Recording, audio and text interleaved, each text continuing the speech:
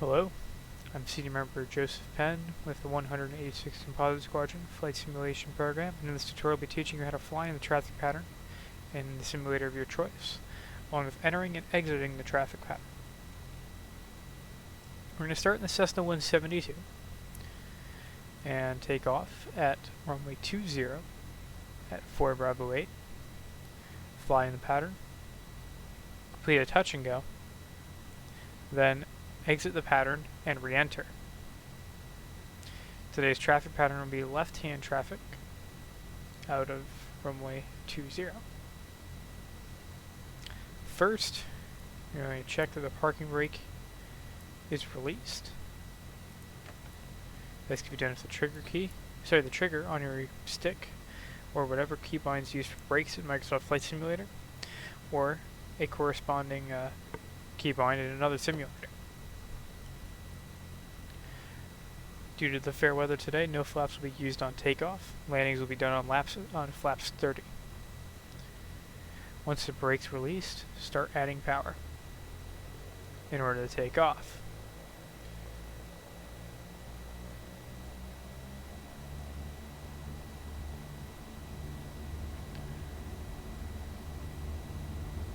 Your speed is alive, right around 50-60 knots. Pull up and get off the ground. It's best to climb out at around 67 to 73 knots. You want to control your airspeed using your pitch. Once you reach about 800 feet,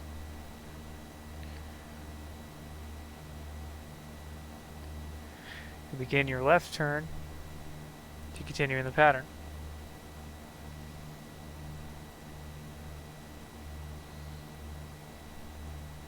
Normally, the traffic pattern is done about 1,000 feet above ground level.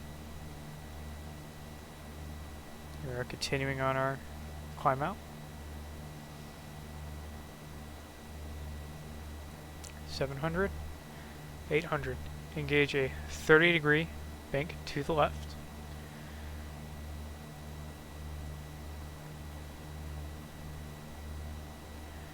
Make it a 90-degree turn and level off at 1,000 feet.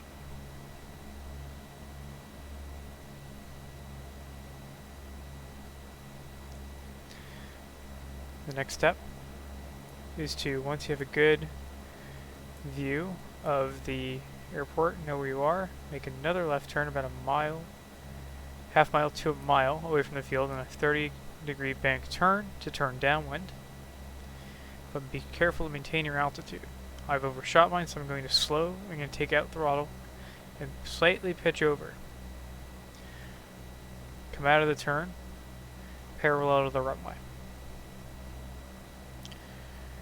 One frame of reference for the Cessna 172 that I learned in my real-life training was to keep the runway about halfway up the wing strut. Feels a bit more, too much power.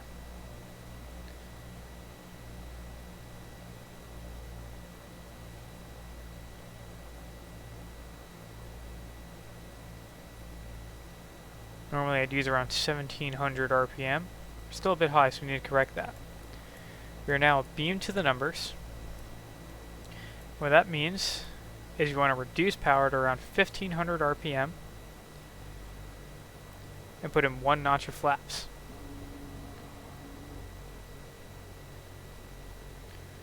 This will slow us down. And once the runway numbers are about 30 degrees behind us. Oh, apologize for the instability right there. That's what I get for not looking at what I'm doing. We're a little bit slow. We're pretty slow, so we're going to fix that.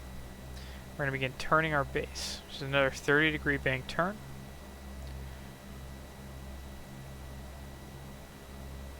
We'll maintain our speed. Maintain the bank. And we can see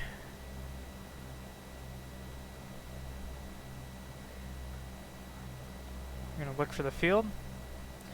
And now that we're on our base, we're going to keep descending. down towards the field. We're at around 70 knots. Now, a lot of this type of flying is done by feel. And now that we're on base, we're going to add our second notch of flaps. And oftentimes you want to correct that with trim.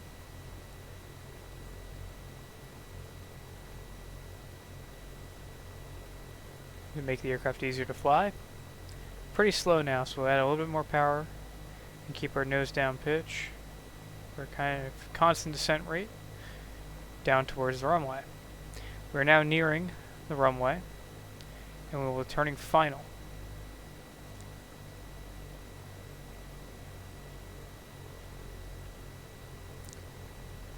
Here you want to line up with the extended center line of the runway. And put in your final notch of flaps. Now I've turned a little bit early, so we're going to straighten out a little bit.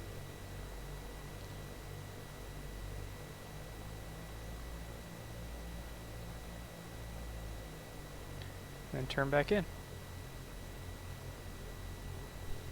Albeit this 14 knot crosswind isn't particularly helpful.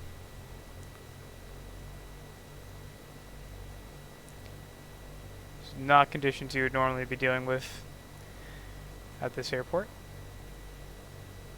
We're going to correct for the crosswind a bit here and keep our approach going to the runway. You want to maintain a constant pitch and use power to adjust for your glide slope. Straighten out, flare. A little early. I'll chalk that one up to the wind. Be on the ground. After this, reapply power and raise the flaps to engage touch and go.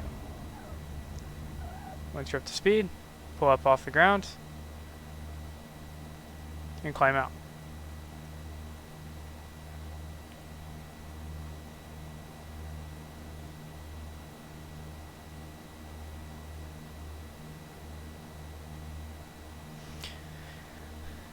Now we've completed a touch and go.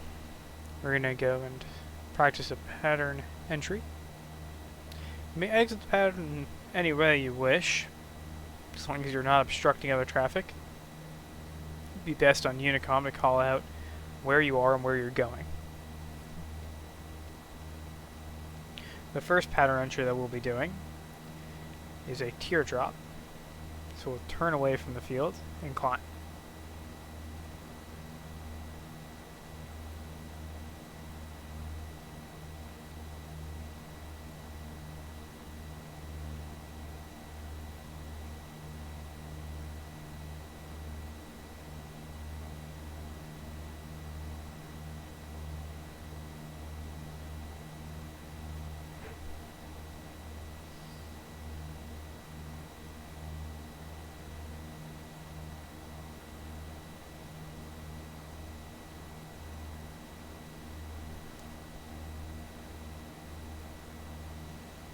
Start climbing right around 1,500 feet.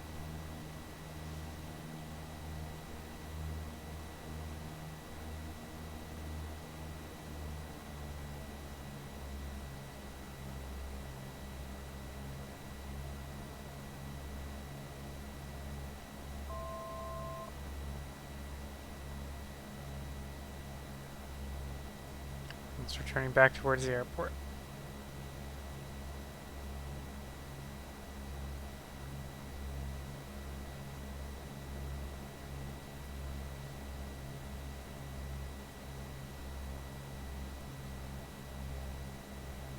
Climbing a bit. Let's correct that.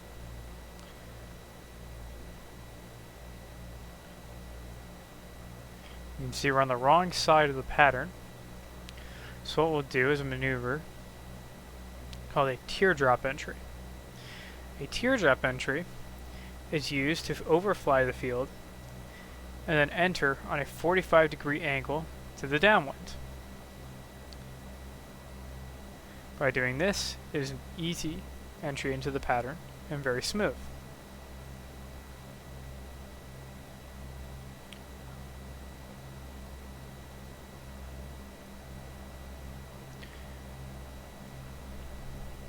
We're now about midway down the field, so let's go turn and go fly over the airfield.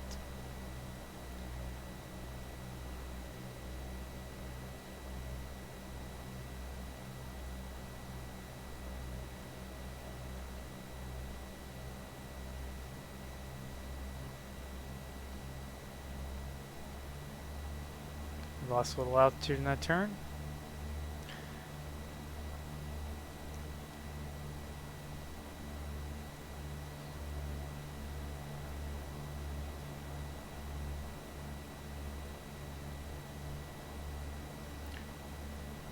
Once we're past the field, and past the traffic pattern,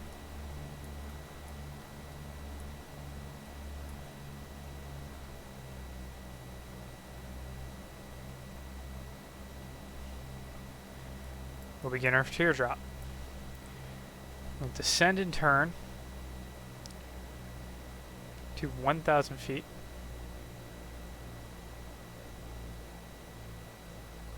And while the pattern altitude is 1,000 AGL, depending on the airfield, this is just going to be 1,000 on the altimeter for, 1,000 above sea level for the sake of simplicity. We've now completed our teardrop. 45-degree angle. A bit close, so pull it out.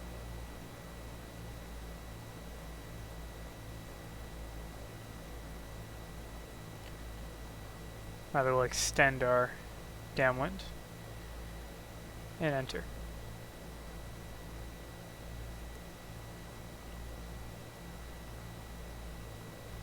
Let's take a look back.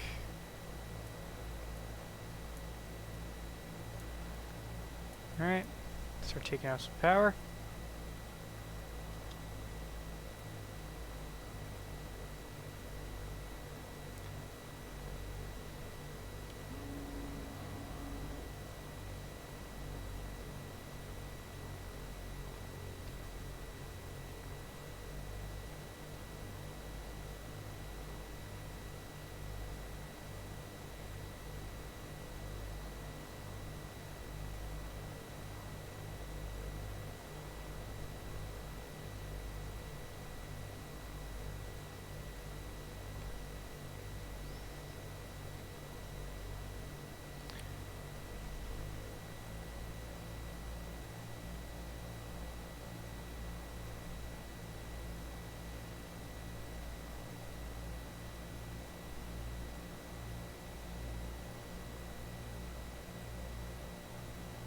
Here's our runway. Second notch of flaps.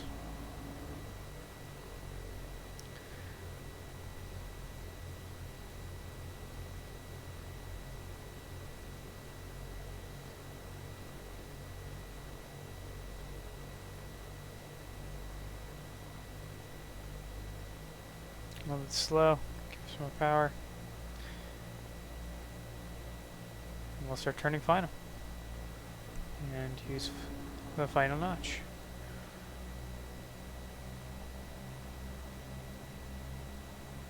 Come see from the wind. And bring it right onto the extended center line. And continue our descent. Rather, final approach.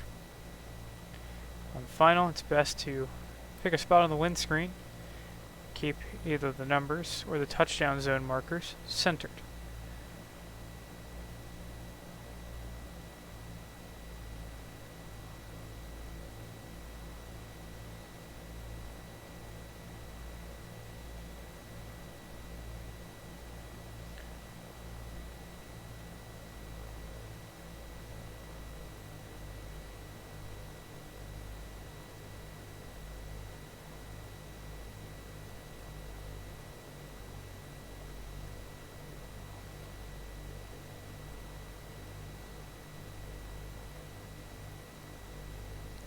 Or again, trying to compensate for that crosswind.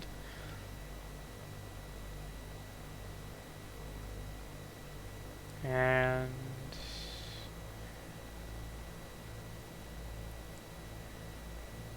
try and get as close to the center line as we can. I ended a bit long there, but that's what practice is for.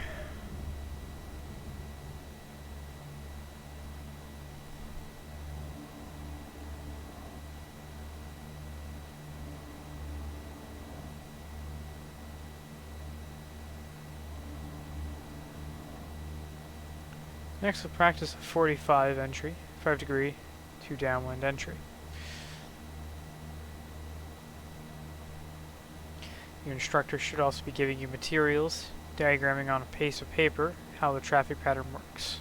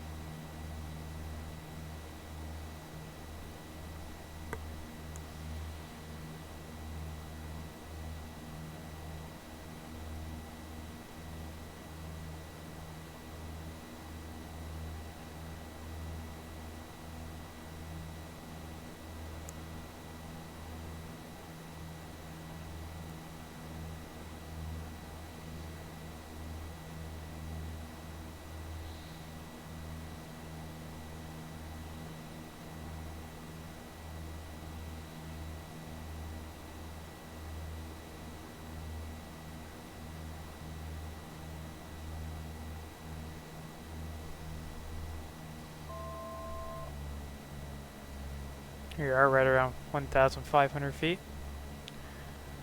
Start turning left towards the field.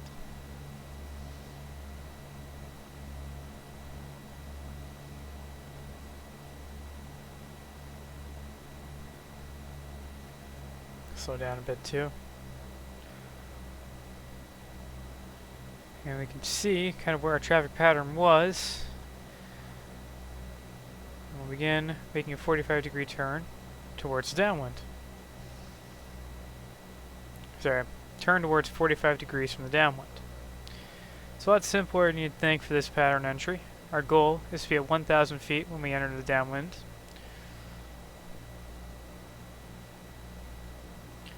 As you get closer and closer to the airfield.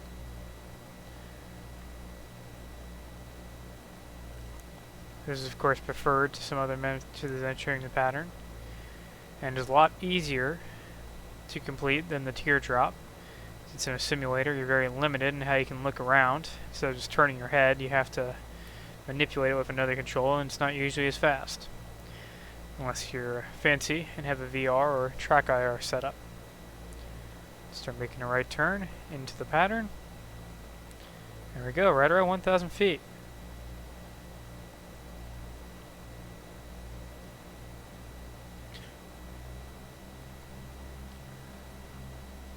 Turning a little bit more. Right up the runway. Kind of use that road right below me as a bit of a reference point to make sure we're lined up with the runway. And we're beaming to the numbers. So we'll start taking out that power. So beam to the numbers and a beam midfield. A beam means that you're directly kind of adjacent to it. So if you looked at that left window, numbers would be kind of in the middle if you drew a line out from the plane.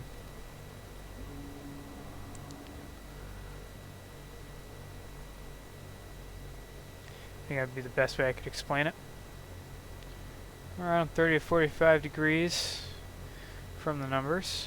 If you drew a line from the center of our airplane to the numbers on the runway, we'll do our turn again to turn base.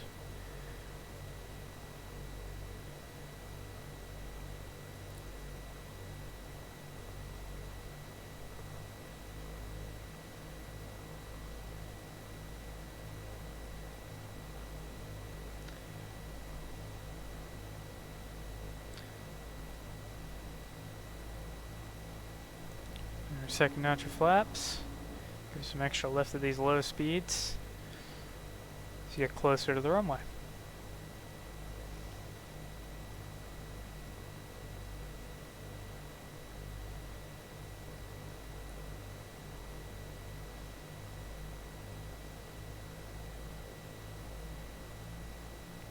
Time for our last maneuver of this tutorial. We're going to come in and land it again.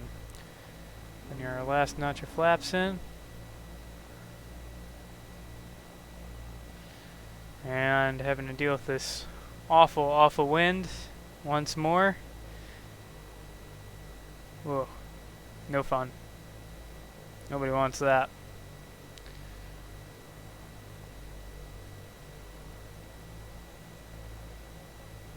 Oh, now we got a tailwind. That's no fun.